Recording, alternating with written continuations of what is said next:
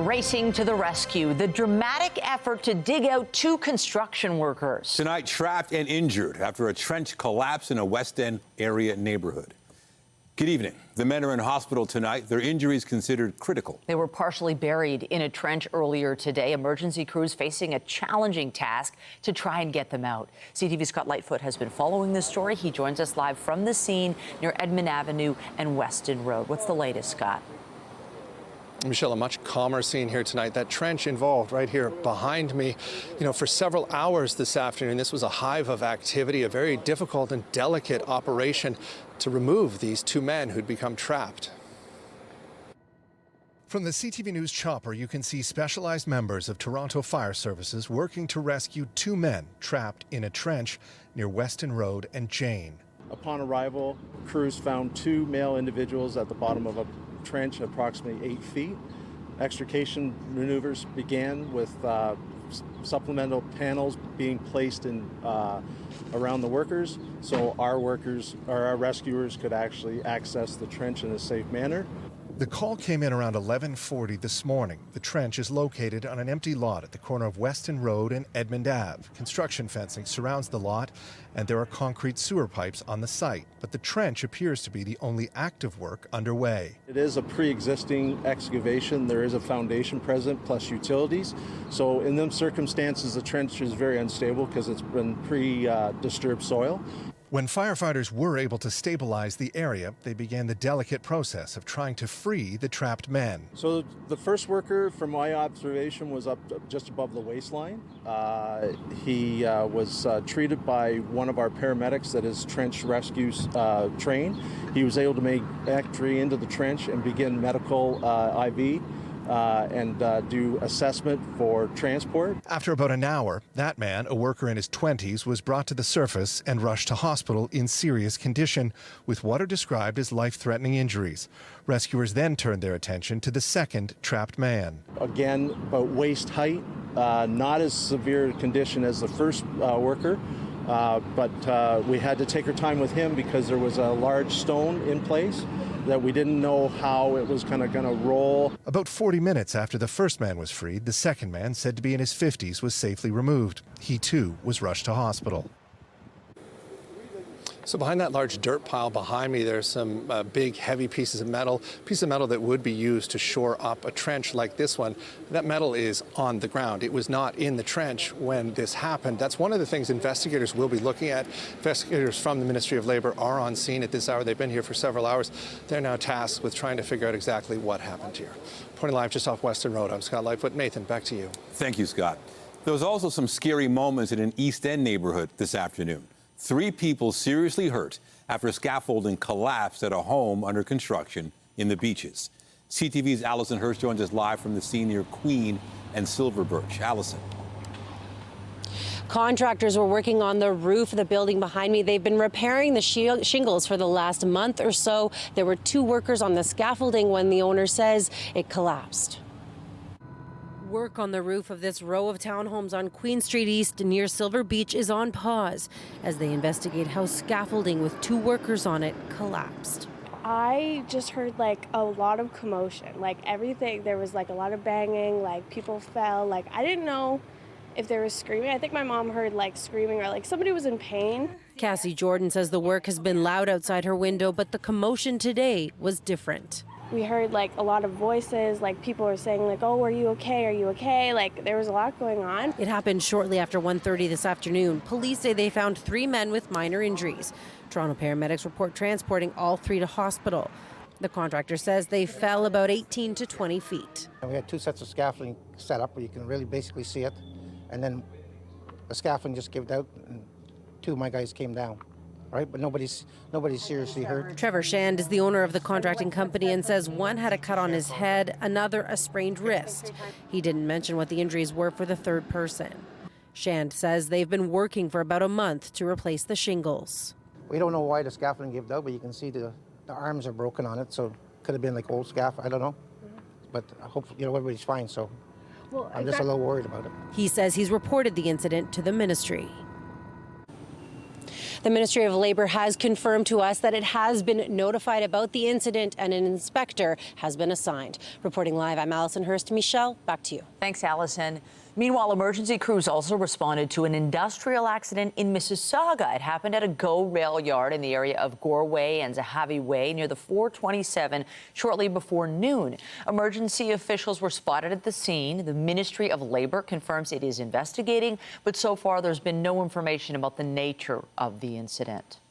Police services across the GTA say they're maintaining an increased presence at schools, community centers, and places of worship. The announcement comes after a terrifying attack in Boulder, Colorado over the weekend, and we want to warn you that details are graphic. CTV's Janice Golding joins us from Bathurst and Glencairn with the story. Janice. Hi, Michelle. We continue to learn more about an attack against a Jewish community group in Boulder, Colorado, with ties to the GTA, an attack many are calling disheartening, scary, and sad. In the heart of downtown Boulder, Colorado, you can see police officers rushing in to help the victims. There's multiple mixed reports about if people are on fire now. We're getting lots of 911 calls. Witnesses say a man was yelling "Free Palestine" while using a homemade flamethrower and tossing Molotov cocktails at a group taking part in a Jewish community event. 3 Molotov cocktails. One of them he threw inside of a group. At the group, and one lady lit on fire from head to toe. The group that was attacked, called Run for Their Lives, an organization with chapters around the world that host run-walk events calling for the return of the hostages held by Hamas. Initial reaction was definitely shock and mortified, scared. I mean, we bring this program, this Run for Their Lives, every Sunday here, and it could have easily have been our community, myself, my husband, anybody. Like the group that was attacked in the U.S. on Sunday, members of Thornhill's Run for Their Lives chapter have marched once a week since October 7, 2023. It hits home because it could be in my backyard as easy as it was in the people in Colorado. 4 men and 4 women between the ages of 52 and 88 were injured in the attack, which U.S. federal agents allege a 45-year-old man planned for over a year. It is clear that this is a targeted act of violence, and the FBI is investigating this as an act of terrorism. Toronto and York Regional Police say they're aware of the attack and are monitoring the situation closely, adding that they've heightened their presence at schools, community centers, and places of worship. Keep the security presence up is what we can do for now. I'm happy that they're here, but it's kind of a sad state of affairs, you know, if we got to have security protecting the Jewish community. It's very sad that we as a country and as a Times have had to come to this. This latest incident comes amidst a recent uptick in violence against the Jewish community in the United States, including 2 murders outside a Jewish museum in Washington and an arson attack on the governor of Pennsylvania's home on Passover. 6 of the 8 victims have been released from hospitals. 2, however, are in critical condition and, however, are expected to survive. Reporting live from Janice Golding, now back to Nathan. All right, thank you, Janice. Also tonight, a big downtown disruption. A major intersection closed as infrastructure work gets underway sooner than planned. Just ahead, the impact and for how long. But first, let's take a live look outside on this first Monday in June. Beautiful sunshine today and some warmth to usher in this brand new month. Let's bring in Lindsay Morrison for a look at the current conditions. Lindsay. Michelle, what a difference a couple of days makes. It was a very chilly, albeit miserable end to the month of May. And now we are turning the page of the calendar and turning over a new leaf when it comes to the weather conditions. 23 degrees this hour in Toronto. You'll find teen temperatures the closer you get to the shoreline of Lake Ontario. Winds today are coming out of the west, and they have been a little bit breezy, gusting at this hour upwards of 30 kilometers per hour. But all is clear, all is quiet on the satellite and radar, aside from a bit of haze, courtesy of wildfire smoke from Western Canada. Overnight tonight, 14 is the forecast low. Tomorrow's a Triple H day. Hot, hazy, humid. We'll take you through the forecast coming up. Michelle, back to you. Thanks, Lindsay. To more congestion challenges and concerns downtown. A busy intersection is shut down for the majority of the summer. A closure that's caught some people off guard as it comes a month ahead of schedule. CTV's Natalie Johnson joins us live from King and Church with the details. Natalie. Well, Nathan, work on this project began in May, but the full shutdown starts now, and this closure will last all of June, all of July, and into August. Toronto's latest traffic tie-up is due to more construction. The intersection of King Street East and Church now sealed off for the better part of the summer. Heavy traffic over there. People are going to be late. Does it make it hard for you to get around? Yeah. Every people hard. Everyone suffer the problem. It's an inconvenience. The 142-year-old water main below the busy street was supposed to be replaced. But the city says unforeseen utility conflicts impacted the plan, and a portion of the water main will now be relined instead of replaced, bumping up the closure to start a month sooner than scheduled. We need the mayor to step up and start taking congestion problems seriously. We need better coordination, and I think Torontonians deserve management here in the city where they can still navigate the downtown. The water pipes are old. It needs to be fixed. It needs to be repaired. New one needs to go in because pipes, it only lasts that long, right? And the city of Toronto have very old infrastructure. The TTC will replace its own aging infrastructure during the closure, rebuilding its streetcar tracks. So anyone that's been through this intersection on a streetcar, on a King, particularly a King car, will notice that the streetcars go very slowly through that intersection. Our infrastructure in this intersection is quite old as well, so it's a good opportunity for us to fix that up, get rid of that slow zone, so hopefully things will go a little smoother through there. But the 2.5-month-long closure could be a bumpy ride for nearby businesses and anyone trying to get around. Downtown, we have a lot of festivals in the summer as well. I mean, it's tourist season, so it is a bit of an inconvenience. I think it's going to probably impact tourism. I do wish that the city could improve coordination with construction. It's going to be crazy in summer, crazy busy, and it's just a huge impact on everything. Yeah, no, I'm not a huge fan. Summer in the city, off to a slow start. And there will, of course, also be impacts on transit takers. TTC buses and streetcars will have to divert around this intersection. Reporting live downtown, I'm Natalie Johnson. Michelle, over to you. Thank you, Natalie. And speaking of transit, there's also a subway disruption this week starting today. Service on Line 1 between Finch and Eglinton Station will end early at 11 p.m. The early closure will last through Thursday. It is for tunnel maintenance. Shuttle buses will be running instead. Lawrence and North York Centre stations will be closed as well, while all other stations will be open for customers to purchase fares or connect to bus routes. Regular service is set to resume each morning around 6 a.m. Meanwhile, tokens, tickets, and day passes are no longer accepted as valid fares on the TTC. As of today, the only way to pay a TTC fare is with cash, debit, or credit, or using the Presto system. The transit agency was set to stop accepting the old fares at the end of last year, but the deadline was extended until yesterday. There will be no refunds or exchanges for unused fares. Still ahead, Canada's premiers converge in Saskatoon, putting their priorities on the table in a meeting with the Prime Minister. We'll have the latest on the conversations and efforts to boost the economy amid a trade war.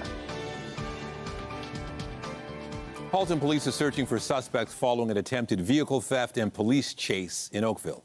It happened around 3:30 in the morning in a parking lot on Spears Road near Highway 403 and 4th Line. Police say they tried to steal a vehicle in the area, but were spotted by an officer. The suspects took off in a pickup truck and were chased by police, but managed to get away. An officer was treated for minor injuries. Police are asking anyone with information to come forward.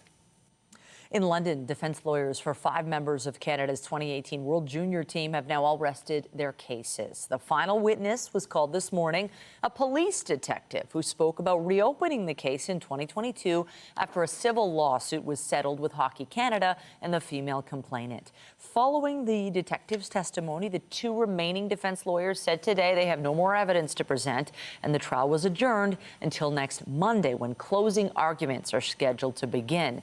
The Crown finished its case last week. There were more protests today over a controversial piece of legislation. The Ford government criticized for trying to limit debate on Bill 5. It aims to speed up mining projects, but has drawn the ire of environmental and Indigenous groups. CTV's Queen's Park Bureau Chief Siobhan Morris reports. On the grounds of the Ontario legislature, a stand against Bill 5. This is modern-day colonization in action. The controversial legislation creates special economic zones where some provincial and local laws may not apply. On the list for that designation is the Ring of Fire in Ontario's north. The government says Ontario needs to move faster to extract key minerals, given the economic challenge from the U.S. You are all being good relatives to the next generation by standing up for our rights, by standing up against dictatorship. First Nations feel they should have been asked to weigh in before the bill was written. Some demonstrators traveled over 1,000 kilometers to be heard. It's all about the money instead of protecting nature and all the animals and living as one with the spirit. Inside the legislature, Ontario's only First Nations MPP accused the Premier of not honoring treaties. The Premier is telling untruths. That's the truth. An allegation outside the rules of debate. Draw the comment. I'm not withdrawing. Speak. Sam Malmakwa, you have been named. The NDP's deputy leader kicked out of the House as opposition politicians and Indigenous leaders continue to push the government to change course. Stop this illegal imposed Bill 5. It's completely misaligned with your history and my history. The Minister of Indigenous Affairs is planning some outreach beyond what's constitutionally required. We've assured them that they will in no way affect their treaty rights and that further, the duty to consult is explicit in the bill. Rickford continues to emphasize the economic benefits First Nations in the Ring of Fire will be able to reap. These are landlocked communities with a shrinking winter road. They have very little access, very little employment opportunities. There have been tweaks to the bill, but Indigenous leaders question how the Premier can promise things to First Nations they already own. He's here as a guest. We were willing to share with him. Now he wants it all. It's not going to happen. They warn that without a total rethink of Bill 5, we are staring down the barrel of Idle No More 2.0, including potential blockades of roads, rail lines, and highways. Despite demonstrations like this one and opposition promises to slow the bill down, it is expected to become law by the end of this week. At Queen's Park, Siobhan Morris, CTV News. Amid U.S. President Trump's ongoing tariff threat, Prime Minister Mark Carney and the premiers are meeting in Saskatchewan. While there is unity on knocking down interprovincial barriers, there does seem to be division on which nation-building projects to pursue. CTV's Judy Trin reports. Love is in the air. Optimism before a long day of talks. Each premier is championing different nation-building projects. The prairies want pipelines. For Ontario, it's nuclear energy and small modular reactors. Quebec wants money to dig out critical minerals, while the Atlantic provinces want electricity connected to a national power grid. The federal government is looking to add to translate that momentum, those ideas into action. Alberta wants pipelines built across the country to get oil to Asian and European markets.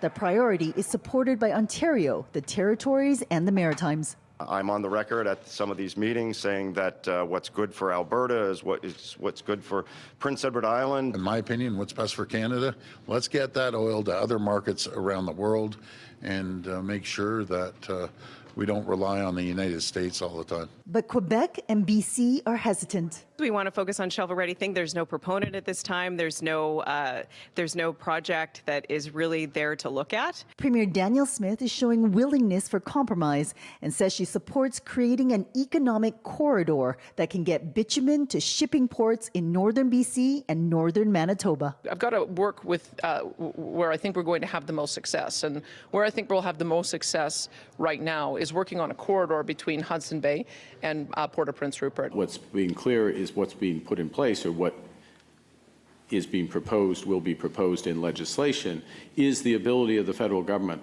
to devote the right resources to these projects, to make quick decisions about those projects that respect our environmental responsibilities, other responsibilities, work with the provinces directly to move forward and to get the country building.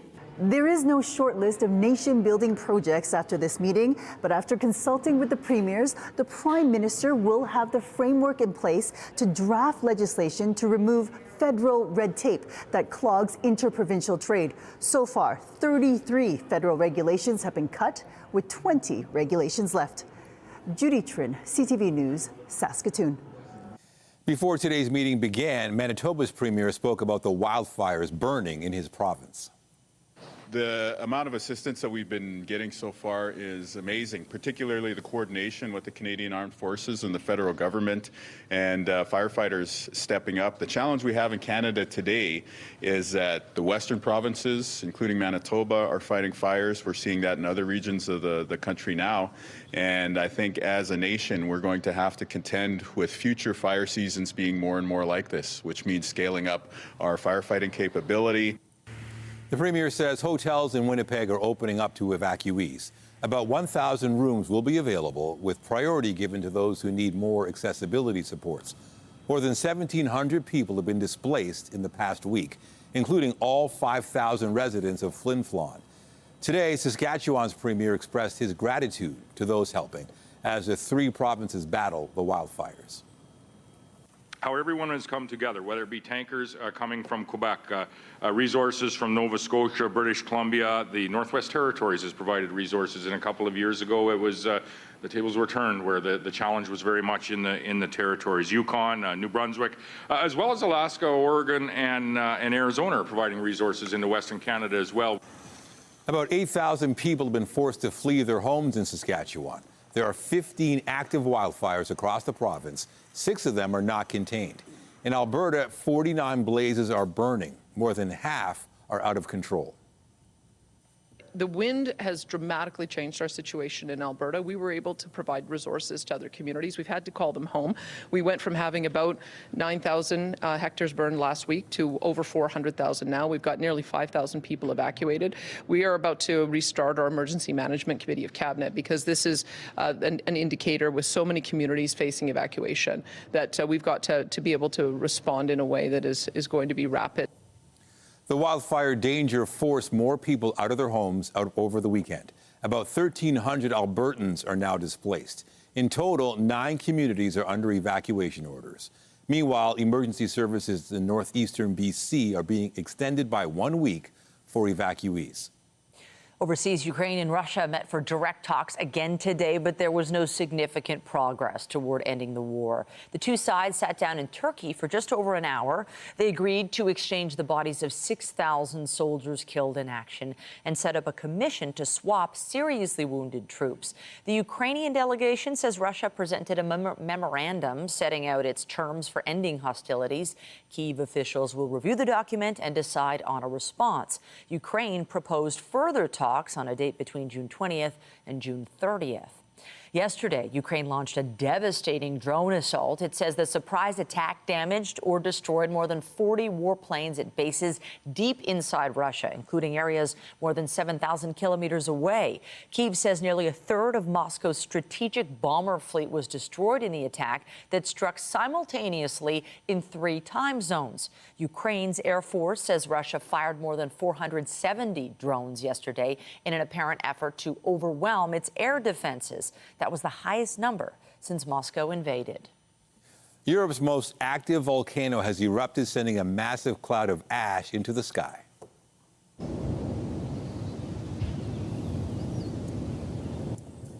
The eruption at Mount Etna began overnight.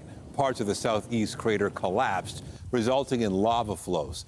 But officials said there's no danger to the population. The level of alert was raised at the Catania airport. However, no immediate interruptions were reported. The ash cloud emission had ended by the afternoon. It was the 14th eruptive phase in recent months.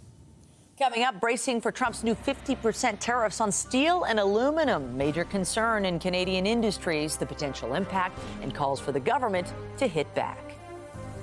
And I'm Pat Foran. Coming up on Consumer Alert, if you have life insurance, you hope your loved ones will be protected after you're gone. A man who died in February had a $25,000 policy, but when he passed, the insurance company denied his widow's claim. I'll have that story. That's just ahead. Well, for those of you who have been waiting for summertime heat, here it comes. Tomorrow's highs in the mid-20s, feeling like 30. A reminder that our average temperature at this time of year is about 22, 23 degrees. We will be above that the next couple of days, and then about there heading into the weekend. Stay with us. Your 7-day forecast is coming up, and we've got another full night of great shows for you right here on CTV.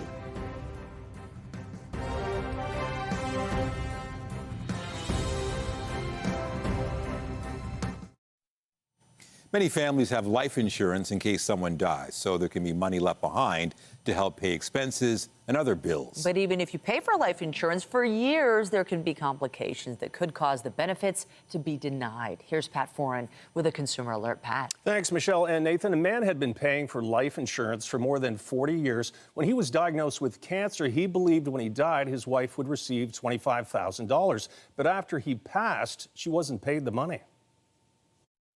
He wanted to know how much I was going to get when he passed. Sharon and Alex Morris of the Belleville area were married 54 years. Alex was diagnosed with terminal cancer in December, and as his health deteriorated, he wanted to make sure his life insurance would be there for his family.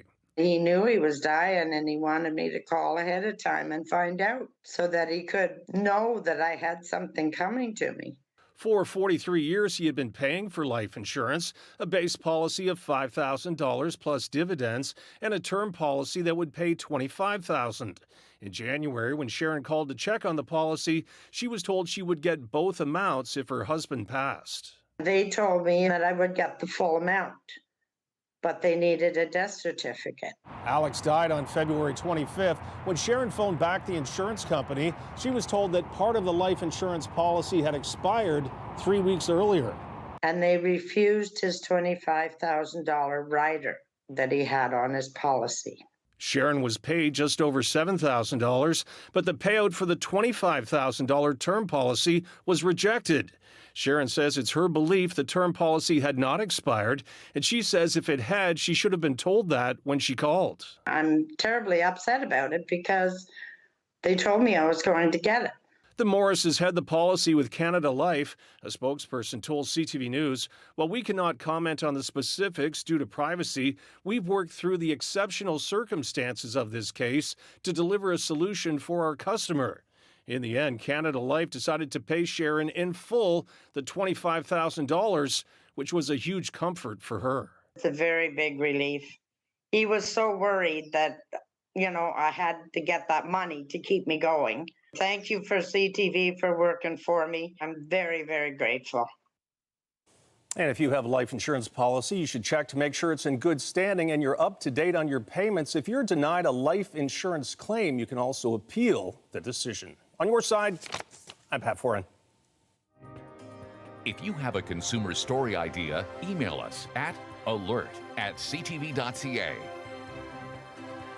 We're finally getting some warm weather, which is great, but there's also some haze as well, although I have not noticed it yet much. But it is notable to see in the forecast, mention of haze. We're into that time of the year, and tomorrow looking like it's going to be even warmer than it's been today. It is. So hot, hazy, humid. That's what we call a triple H day. And we sometimes get those in July, August. But here we are, early June, and it begins. We're going to be feeling some heat tomorrow. Air quality could deteriorate in some areas as well. Tomorrow looks like maybe the worst day of this week for any drifting smoke or air quality deterioration. Let me show you what it looked like earlier today, though. We had a mix of sun and cloud out there during the daytime hours. This was the sun rising, and see that reddish tinge? That's a result of the smoke making its way into our neck of the woods and veiling the sky. Of course, the redness went away as the sunrise continued and we made our way into the day. Let me show you that drifting smoke. So tomorrow it is expected to be impacting us here in the lower Great Lakes. Less so after that, but continued across northern parts of Ontario. And of course, we'll keep an eye on that through the long range as well. Temperature-wise, we are still at 23 degrees this hour in Toronto. See those darker colors there? That is a ridge of high pressure that is forming. Some very hot and humid air making its way across the U.S. Midwest and moving closer toward us here in southern Ontario. So the forecast overnight low is 14. That's on the warm side of seasonal. Waking up tomorrow to another beautiful sunny day with some haze, already in the double digits, already in the mid-teens by about 7 a.m. And then we're talking mid-20s for tomorrow afternoon. Some areas climbing into the upper 20s. There's Collingwood at 27 degrees, maybe 28 in the Aurora area. Not a bad day for you. In Huntsville, 25 degrees. And those are core temperatures. You factor in the humidity, and it's going to be feeling like 30 in many areas. We are dry for the next couple of days here, but it is worth pointing out this sharp cold front. It could fire off a few thunderstorms in northern parts of Ontario. Any lightning associated with that would not be good for the development of more forest fire activity. But because of the smoke in the atmosphere, that might lessen the chance of storms. We, however, could get some thunderstorm activity as we make our way late day Wednesday. So Tuesday is dry. Here comes Wednesday. Daytime hours look like they're going to be quiet right now. There's about 6 p.m. You can see that front moving closer. Overnight potential for showers and thunderstorms as well, maybe even into the early morning hours of Thursday too. Thursday is a cloudier day, a little unsettled and also cooler, but really just back to seasonal. So we go from about 26 degrees, feeling hotter than that on Wednesday, to around 23 for Thursday. Friday has potential to be a bit of a cooler day, but we're going to call it 23 degrees at this point, and then we remain consistently seasonal into the weekend with just the slight chance of a shower both Friday and Saturday, but for the most part, it's a mix of sun and cloud. That's the weather for now. Nathan, over to you. Thank you, Lindsay. Also tonight, Clue on Stage. We take you behind the curtain for a peek at how the popular murder mystery board game has been adapted for audiences, aiming to keep them guessing.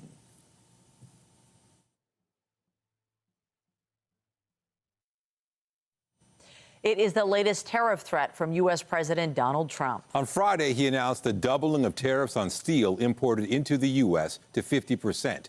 And as CTV Sean Leathong reports, industry and government are once again forced to brace for the expected impact. With an unexpected announcement on steel tariffs last Friday. So we're bringing it up from 25%. We're doubling it to 50%. U.S. President Donald Trump could push the Canadian steel industry to the brink. Over 50% of our production goes to the U.S., not just export, it's production. So 50% of our production. So it means basically that you'll see thousands of layoffs happening in the country. It will be an existential crisis for the Canadian steel industry. François Desmarais is the VP of Trade and Industry Affairs at the Canadian Steel Producers. He says 25% tariffs were already choking Canadian steel. In March, we saw a drop of 20%, 28% in April. So clearly way less of our steel can be sold in the U.S. So what happens also is that we lost jobs in the country. Trump says 50% tariffs will begin June 4th and will include both steel and aluminum. Back in January, we spoke to Jean Simard, president of the Aluminum Association of Canada. He says America needs Canadian aluminum. America, or the U.S., consumes 5 million tons in a year, but only produces 700,000 tons. So they are a highly deficit market and totally dependent to imports, especially from Canada. Well, today, Premier Ford talked about the need to find new markets. So we want to make sure we diversify our trade around the world rather than relying on one person. I say one person instead of one country because I know a lot of Americans don't feel the same way as President Trump does. François Desmarais says that only 35% of the steel used in Canada is entirely Canadian-made. He's calling for retaliatory tariffs on U.S. steel in order to offset some of the damage. We should go and match that 50% within the hour that the U.S. government moves forward with it. He says that Canada cannot diversify steel exports and the Canadian steel industry may not be able to survive a 50% tariff environment. Sean Leathong, CTV News. Meanwhile, the Canadian government collected more than $1 billion in revenues from customs import duties last March. That was more than double from a year earlier. It included an extra $617 million in import duties as counter tariffs went into effect.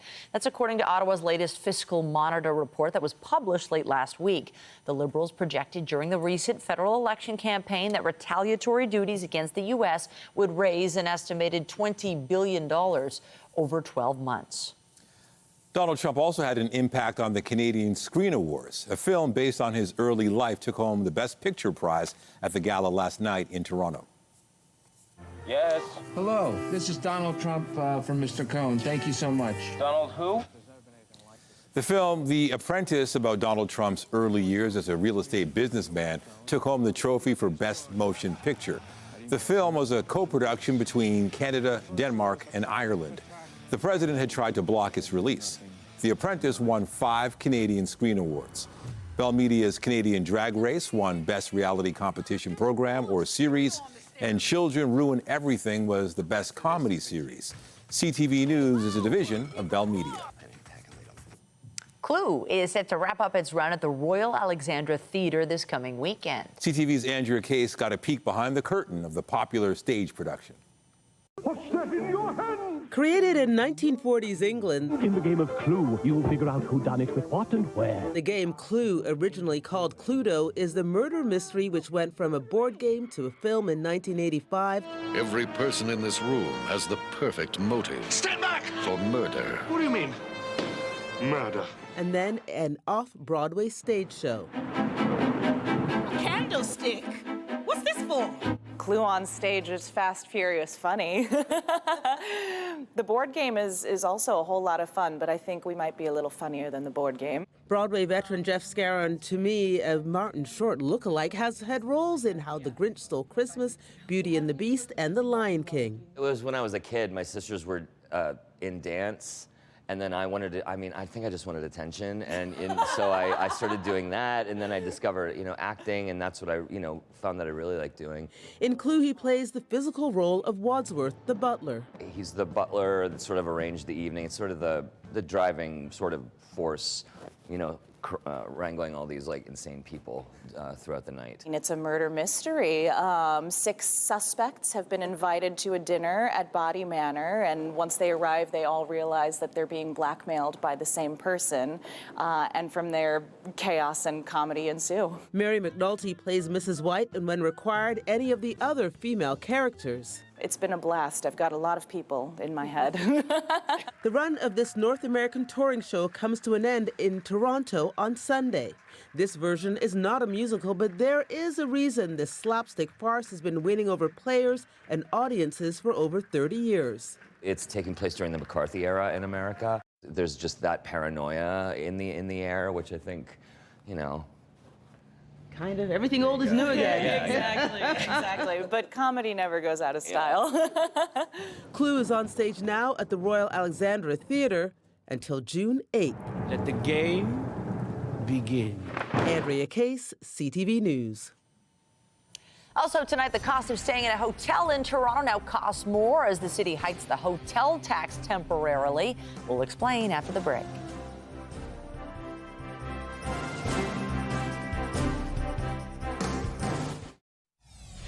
Upon arrival, crews found 2 male individuals at the bottom of a trench approximately 8 feet. Updating our top stories, 2 construction workers were taken to hospital after a trench collapsed in the Weston area. It happened at a site where there had been an excavation. The trench was unstable because of pre-disturbed soil. We don't know why the scaffolding gave out, but you can see the arms are broken on it, so it could have been like old scaffold, I don't know. But hopefully, everybody's fine, so I'm just a little worried about it. 3 men suffered minor injuries when scaffolding collapsed on Queen Street East near Silver Beach today. There were 2 workers on the scaffolding. They fell about 20 feet. Work started about a month ago to replace shingles at this site. Heavy traffic over there. People are going to be late. Does it make it hard for you to get around? Yeah. The intersection of King and Church is now closed for most of the summer. A portion of a 142-year-old water main is being relined. The closure has been bumped up a month sooner than scheduled because the original plan was to replace the water main. Remember to keep up to date day and night at ctvnewstoronto.ca and by downloading the CTV News app. The price of oil surged today, even though output is being affected on several fronts. BNN Bloomberg's Morella Fernandez has the details. The wildfires in Alberta have forced some oil companies to reduce or completely halt production. Both Canadian Natural Resources and Cenovus have confirmed disruptions. It means 344,000 fewer barrels a day, or about 7% of Canadian crude oil output. Workers had to be evacuated from the area because wildfires were moving too close to operations. Here's how the trading day ended. The Canadian dollar is up to $72.97. West Texas Intermediate is up $1.71 to $62.52. Our fix on Western Canadian Select has it up as well to $51.04. And yet another record close for the TSX today. It shot up 213 points ending the day at 26,388. Those are your business headlines. I'm Morella Fernandez. The Business Report is brought to you by Canadian Western Bank, the bank built for business. We turn to safety concerns at an Etobicoke seniors building. Tenants expressing concern over drug use in one of the units, and today a city councillor met with them to talk about the issue. CTV's Beth McDonnell reports. The one person said to me, "You mind your own effing business, or we'll be showing up at your door." So that terrified me. Over the past 18 months, this 68-year-old says her seniors building near Lakeshore in Islington has become a place she doesn't recognize. She puts the blame on a fourth-floor unit where she says drugs are being sold, which is attracting unwanted guests who make noise at all hours and can be seen intoxicated around the building. I'm extremely frustrated. I don't know why this is tolerated. These drug addicts have caused property damage.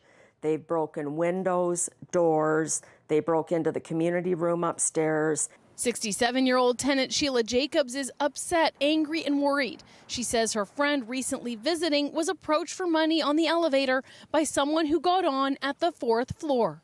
What if they beat her up in the elevator? You know, there's no cameras in there, so we're done. Especially the older people that have walkers and wheelchairs. Police say it's aware of ongoing concerns related to the building and continues to respond to calls that meet the threshold for involvement. Incidents such as violence, threats to public safety, or criminal activity. The building is run by a city corporation, the city its sole shareholder. In a statement, Toronto Seniors Housing Corporation says, "We are aware of issues in the neighborhood affecting tenants at 2835 Lakeshore Boulevard West. We continue to work closely with the city, law enforcement, and tenants to resolve these issues." A new no trespassing sign appeared to be going up, and tenants say security and special constables are here regularly. Monday afternoon, the city council for the area held a safety meeting at the building with tenants. The corporation held a community safety meeting last year, in March. So a lot of the commitments that were made at that time around additional cameras, around getting going processes with problematic tenants, right? There were updates provided and statuses given today. So things like putting cameras on the floors. There are cameras throughout. I have a right as a tenant to a safe environment to live in. We are not being given this by Toronto Senior Housing. They are not protecting us. Tenants are concerned the problems will get worse because the city plans to build a shelter next door. Beth McDonnell, CTV News. The city is temporarily increasing the tax to stay at hotels. The municipal accommodation tax will be increased by more than 2% to 8.5%. The increased rate takes effect today and will remain in effect until the end of July 2026. The tax provides funding for Destination Toronto, which supports the city's tourism industry along with programs and services for tourists. The Greater Hotel Association says the city is hiking the tax to cover costs associated with hosting FIFA World Cup games next year. We looked at the shortfall that they have for FIFA. This is to cover the costs of FIFA that the city doesn't have enough funding for. So it's starting June 1st and ending July 31st of next year, which is expected to cover the approximate $54 million that is the shortfall. You know, we're disappointed. We have met with the city. We understand the challenges, but Toronto now is going to be the most expensive, the highest taxed city in North America, along with Vancouver, and hosting a FIFA game. Mayor Olivia Chow had previously stated that additional revenue from the tax could also be used to attract more events and conferences to the city. Just ahead, Pride Month is underway, ushering in June with the raising of the rainbow flag at City Hall. Tonight, the nation-building priorities for Mark Carney's key meeting with premiers. How do we correct the regulatory process that we have to provide certainty for investment? The potential sticking points and provincial pitches. Later on CTV National News, live from Saskatoon.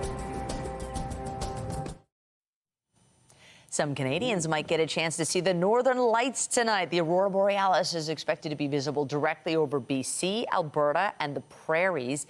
Eastern Ontario and Western Quebec are in the viewing line area, meaning the lights could be seen as well. The best chance to witness these colorful displays is in an area away from city lights where the dark offers a much better view.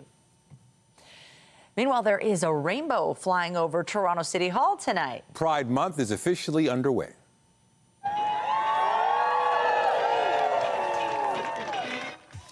The mayor was joined by Councillor Chris Moyes and members from Pride Toronto to raise the Pride flag. Throughout the month, there will be a number of activities and events leading up to the festival itself. This year's theme is All In. Pride Toronto says it represents a call to come together as the LGBTQ2S+ community faces renewed challenges both at home and around the world. Pride Month is both a celebration and a call to action. A reminder of the ongoing work needed to make sure that we have equality, safety, and belonging for everyone, no matter gender identity, sexual orientation, whatever it might be. We know pride is more important than ever. The Pride Festival weekend is set to run from June 26th to the 29th, and we are getting that festival-like weather. Honestly, what a perfect day for a flag raising, Lindsay. Yeah, it was beautiful. We had sunshine today, we had seasonal temperatures, and now things are going to get a little hot and humid into the day tomorrow. We've been concerned a little bit about frost at times, especially over this past weekend. Not for tomorrow. Here's your lawn and garden forecast. Pleasant for getting outside. Just again, it is going to be hot and humid at the height of the day. We're also looking at a 9 on the UV index. That is very high. And then one more look at the 7-day forecast shows the potential for thunderstorms late day Wednesday and into Thursday. Michelle and Nathan. Thank you, Lindsay. Tomorrow's a sunscreen day. Appreciate it. That's it for us, but be sure to join Omar Sachedina tonight at 11 for CTV National News, followed by Zoraida Allman with your next local newscast at 11:30. In the meantime, our coverage continues anytime on CP24 and at ctvnewstoronto.ca. For Lindsay Morrison and all of us here at CTV News, thanks for watching and have a great night.